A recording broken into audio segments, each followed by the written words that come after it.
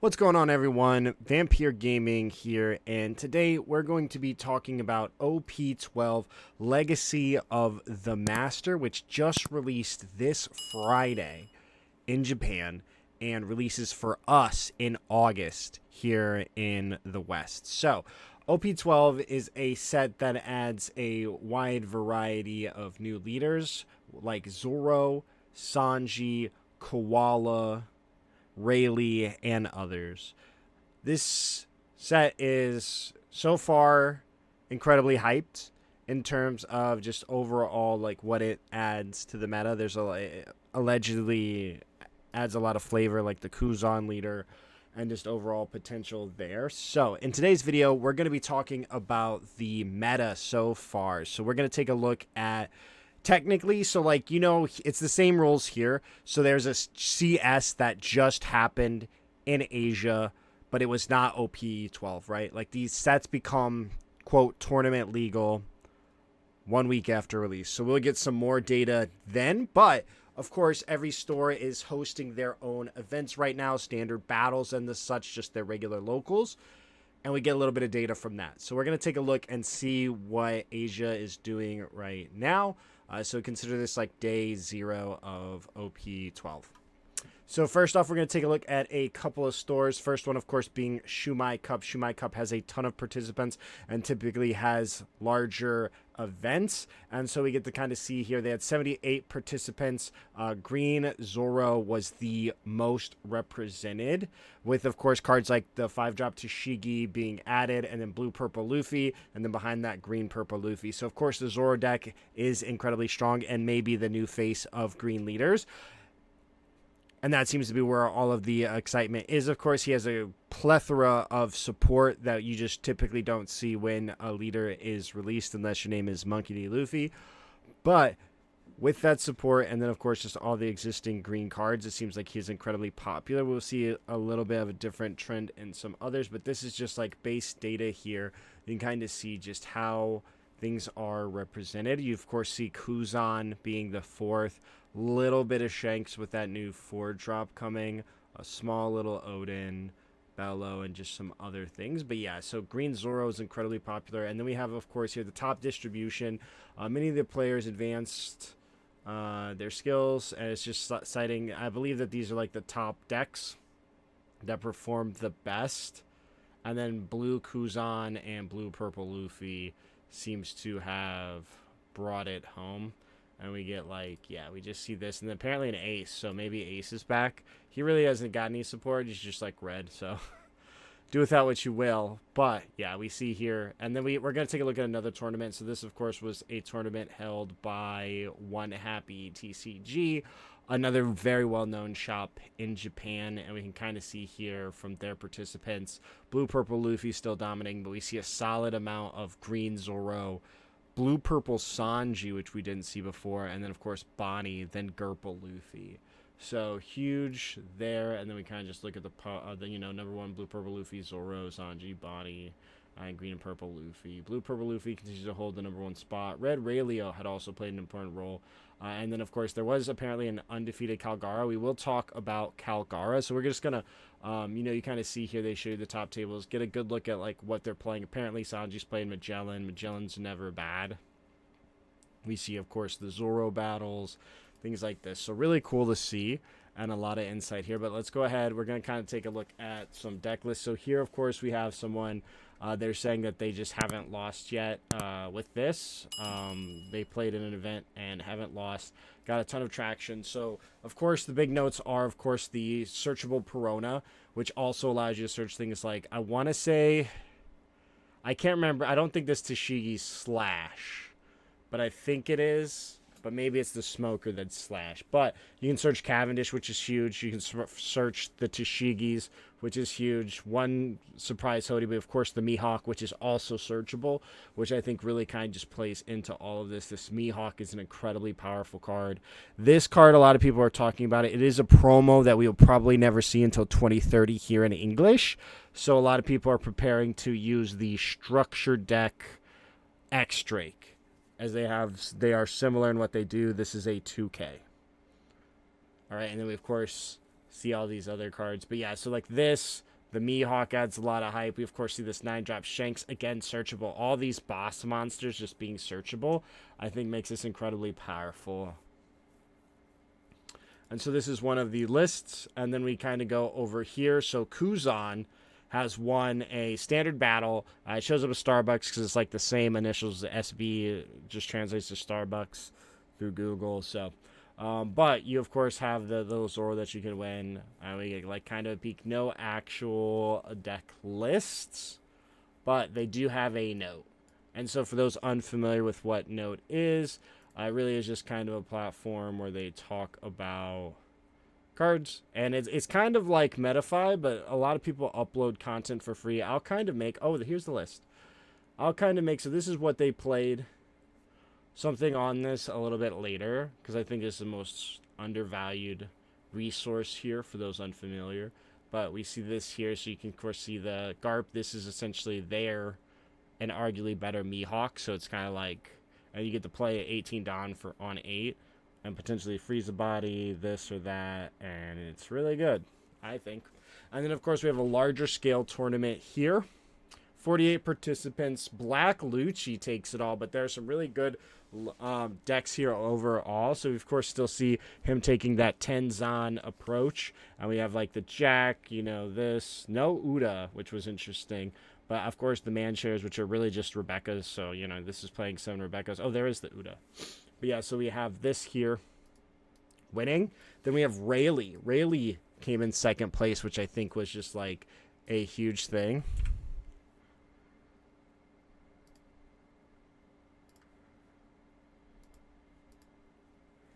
Just like a huge thing.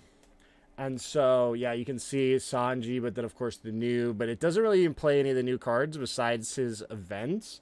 Really just playing old legacy cards that we know and love in, like, Zoro. And then even Promo Koala, the 1-drop that attaches 1 Dawn, it looks like, which I think is very interesting as well. So let me know what you guys think in the comments below. But yeah, you see, of course, all of the events. Conqueror's Hockey, I think, of course, being the highest potential. But then again, you know, again, this Sanji makes sense. It's not too far off as Zoro, right? Because you have to show 2 events to use his effects. You need to play your events. And so, of course, here we have like a 3-on-3, a runner-up. And we get, like, a little bit of insight there. So it was Zoro. So Zoro still tried to find his way. And then we have, of course, Gerpa Luffy, the classic. And then we see Zoro. So we see Zoro. And, it, you know, again, this one opting not to play the promo for the 2K, as we can see here. But still, you know, we see these events that are new. This one, I believe, is just the I'm Invincible event. And then Nekomamushi, 2K. That's probably what they're playing in place. But then, of course, like the Smoker, Tashigi, Cabbage Patch, other Tashigi. And just those. And then, of course, the Searcher. Perona Searcher, I think, is really what brings this whole deck together. I think it's the best Searcher in One Piece right now. Just because it kind of searches your top end. And then, actually, let's go ahead and take a look at here. This one also, you can see here, winner was Doflamingo. Second place was a Red Rayleigh once again. You know, it popped up. We'll take a look. So, of course, I call it Dodin because it's Dofi with Odin. But this essentially becomes their boss monster. He bounces a card so you can play this, stack your thing, swing out here, and then restand, use leader, you know, do whatever you want to do. But I think the Odin is really strong just in terms of overall card power. And then you take a look here. So this one actually playing the Striker Luffy. So maybe we see return here. Maybe we see return here. But then, of course, the Jinbei. And then, yeah, Sanji. But again, it's still kind of like classic. We're going the Buggy. We're going the Makino. We even are playing the... Dang, it's an ace card. And I can't remember what it's called. I can't remember what it's called now. But it gives you plus 5,000 power. Top of my mind. Fiery Doll. Boom! And then we've got Kid Killer. And just, you know, of course, the full suite events. Looks like you're just going to play all the events. Makes sense. Makes sense. So, cool.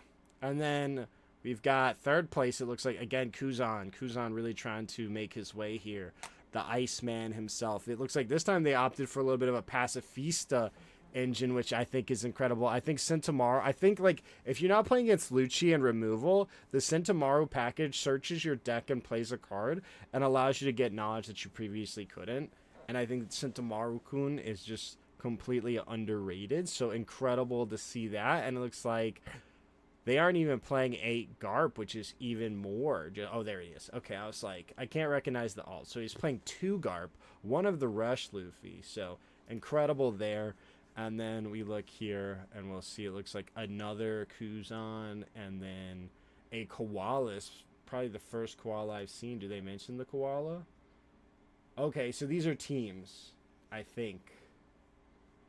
Third place, who used Blue Kuzan. Fourth place, who used Koala.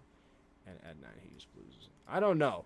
That was very confusing. The translations are hard. But we can see here, so like there's a lot of different variety so far. But one thing to note is Japan loves to play the new cards as soon as they come out. So here we have another event from Staff Oninoko.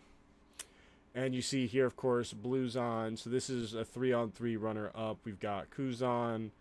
And you can see here, again, 4 Garp, which I think just makes sense. And you see 4 Red Rock, 2 Pudding, and then the new Kuzan. I believe he's a new card. Maybe he's OP-10. But a lot of these cards, of course, you use Kuzan, you get cycle, cool things. And then Zoro, again, we see that event, 0 cost, 1 of this. This rests anything, I believe. This is like a Hody at home.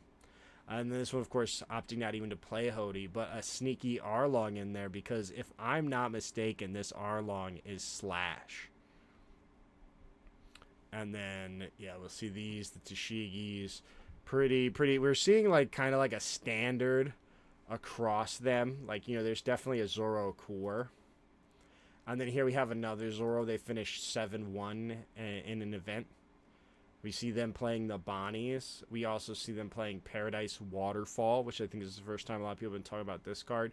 We do see the promo Zoro here, and then just a lot of the new support, and then just whatever makes sense from the old cards.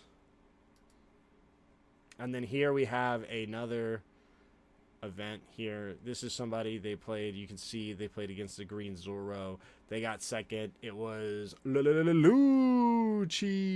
So do with that what you will.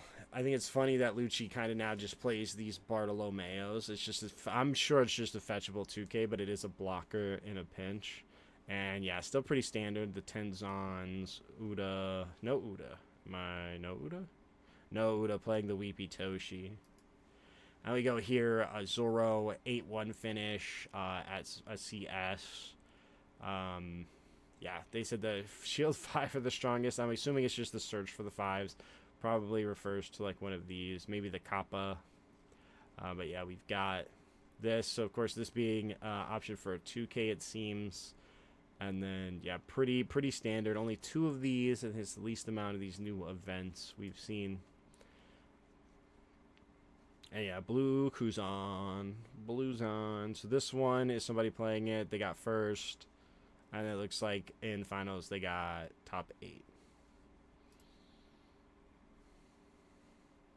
Ooh, those dot are nice. And then you, of course, will see this Sakazuki card is actually incredibly powerful. Opting for no Aramaki, just the, Garp. Sakazuki, I think, is also incredibly fair.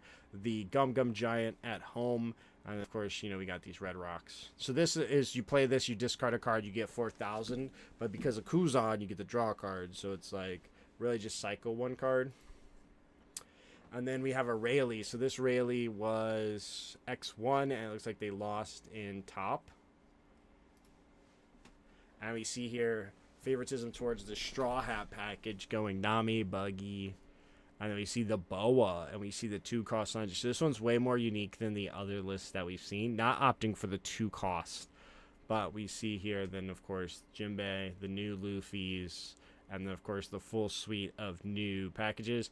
And then this is that film card. I think this is a KO event. This one is the buff one. I can't remember. Chat, if you guys know what this is, let me know in the comments below. All right. And then here we go. Another event. So this one actually had Marshall D. Stinky. Marshall D. Stinky won we see here. It looks still pretty similar. This is no structure deck either. They have not gotten the structure deck, but we do, of course, see it looks like Shiryu's out, and then the 1-cost blocker is in. Caribou, you get to trash 2 on play, but you don't have on play, so you just get a 2-cost 1-cost 2,000 counter blocker. And then, of course, we see runner-up blue-purple Luffy. Deck still looks the exact same as it has. They are playing 3-cost Doflamingo, but that feels more like a spicy tech choice than anything else. And we go here, blues on. So we, of course, see Kuzan making top 4. Again, no Aramaki here. Maybe this is the same list. Is this the same list? This is the same list, yeah? Yeah, same list, same list. Okay, so we found the individual who did well with it. And then an L. Boo. Okay, and we go on here. We have a runner-up at the Saikyoka Cup. Or is it Sayoka? Saikyoka. And then we go, boom. They're playing 3 of the events. 4, and just super condensed Zoro. So Zoro they won, looks like, then they lost against Rayleigh. They won everything else, and it looks like later, then they lost in the finals against Green Zoro. Alright, and then this one was interesting. It was a Calgara, so they allegedly won all of these games with Calgara. And you can see here, so of course the new addition is the 2K Vanilla. And then we see here the new 5-drop Calgara. And then the new Vanilla Wiper as well. So more options in terms of big bodies that they can play. And then of course searchable counter. So, and then 2 Anel. So they apparently did really well. And then actually we just see this. So let's take a look, because we haven't talked really about Koala. Koala hasn't shown very much. Jerry or Jelly Beans tried to play this at a event, and he claims it was not nearly as good as he had hoped. And then of course we see here the new Kuma. I think this card is really good. The Robin. I think that this Robin is a big definer within the deck. We will see, right? Once this is actually tournament legal for like the larger scale, for every event, some can like opt to do whatever, right? But for the most part, flagships, we're gonna have to wait till next week, and be sure to subscribe to not miss those, because we will talk about them. We will feature them and kind of just dive into the meta as it unfolds. But now that I'm thinking about it, I don't even think we talked about one list that I really wanted to talk about. Where is it? Oh, you know what? I got distracted over here, didn't I? No. Here we go. Yeah, Nico Robin? There's a Nico Robin. Yeah, Nico Robin. We didn't even talk about this. So, I was like, wait a sec. Nico Robin got 4th at this event. Here was the purple Luffy. We just talked Rayleigh, and then I left. That's my bad. But then this is, of course, just Katakuri Turbo. You build a wall, and you swing this. But we've got Nico Robin, which, funny enough, is playing the It's Real Josh. Maybe it's Real Joshua. I can't even remember, but I think it's Real Josh. We've got the Kaido Linlin Basil Hawkins combo here. You got Eustace Captain P, and then we've got the new Bartholomew Kuma, and then of course see the Nico Robin. So it's just kind of plays like burn, heals me, burn you, and then you of course can stick a Linlin, and then if you heal on this way, I think it makes this a little bit more stickier. There's a lot less Lucci. Here in America, we absolutely love Lucci. We can't let Black go. We don't know how to play. We just got to remove everything on board and not lose, which is a good strategy, truthfully. So, fair enough. But you see here, of course, also the Brule, the Jaguar. But we see here the Ramp God's Thread, which is an OP-10 card. Lets you KO something, a 5-cost, which can remove Sanchi Pudding, but then also ramp you. So to alleviate that pressure, then you go into a heal, or you go 6, you burn. Then you go into a heal, you smack down the Kaido Linlin, you spit out 2 of these boys, you burn them for all they're worth, and hit them for 3, and then go 12 at the dome, right? Like, I'm not sure that that's their ambition when they're playing the deck, But it is an option, and Kaido Linlin is incredibly prevalent, and I'm sure that they're racing because they get to go 3, go 4, go 6, go 7, go 8, into 10. So they can consistently ramp there with Robin's built-in ramp, and then, of course, this as well. So let me know what you guys think in the comments below. What deck are you most excited for in OP12? And be sure to hit that subscribe button.